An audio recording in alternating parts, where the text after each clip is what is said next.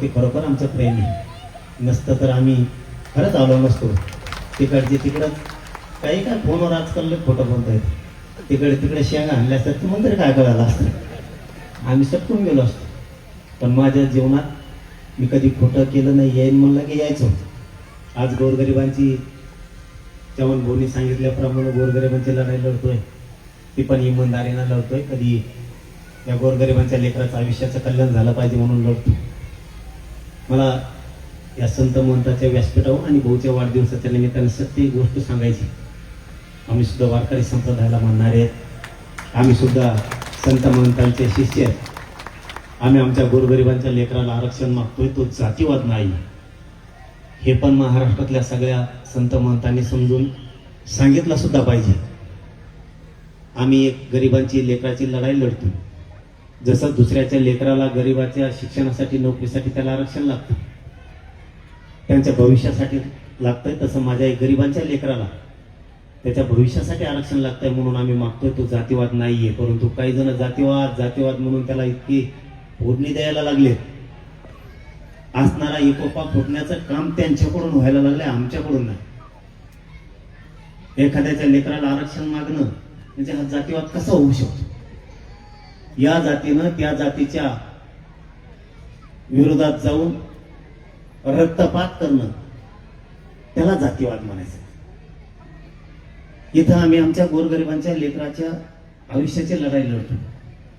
आताच तुमच्या समोर उदाहरण द्यायचं ठरलं तर त्या ताईचे 6 लेकरं आणि कर्ता पुरुष घरातून गेल्याच्या नंतर लेकराचं भविष्य घडवायचं कसं?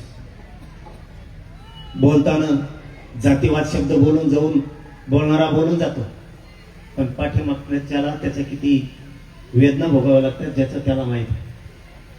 आता ते लहानचे मोठे लेकरं करताना त्या कुटुंबाचे आणि त्या माऊलीचे इतके हाल होणार आहेत. आणि हाल होऊ नयेत म्हणून मी लढतो. या समाजात 6 करोड समाज आणि आपण ज्या समाजात जन्मलो त्या समाजाचं इमानदारीनं काम आपण केलं पाहिजे आणि ती इमानदारीनं मी लढाई लढतो.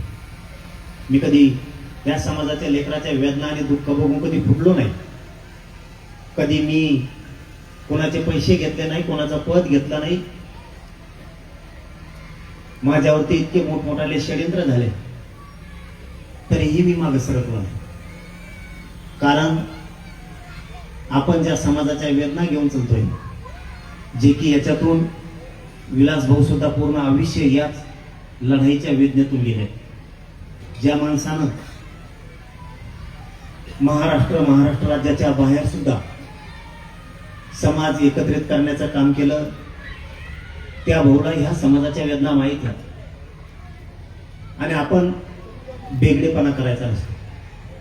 ज्या वेळेस आपल्याला गरिबाची लढाई लढायचीच, लेकीबाळी मोठ्या करायच्यात, लेकरबाळा मोठे करायचे, त्यावेळेस आपल्याला झिजावं लागत असतं, आपला जीव पणाला लावावं लागत असतं. आपण आपला जीवही पणाला लावायचा नाही. असं जर ठरवलं तर कधीच समाजाला काही मिळणार पण नाही, समाजाचे लेकर मोठे पण होणार नाही. मला आता सुद्धा उतरताना 1-2 माणसं लागतात, पण मी माझ्या जीवाची या समाजाच्या लेकरासाठी कधी पर्वा केली. मला हे सांगण्याचं कारणच माझं एवढं आहे की महंताच्या साक्षीनं का सांगतोय, एखाद्याच्या गरीबाच्या लेकराला आरक्षण देताना मागताना त्याला जातीवाद समजू नका. कारण हा संदेश जर महंतांच्या आणि सगळ्या जाती धर्माच्या लोकांच्या तोंडून जर मेसेज गेला तर हे अनेक महाराष्ट्रासाठी आणि देशासाठी चांगलं राहील.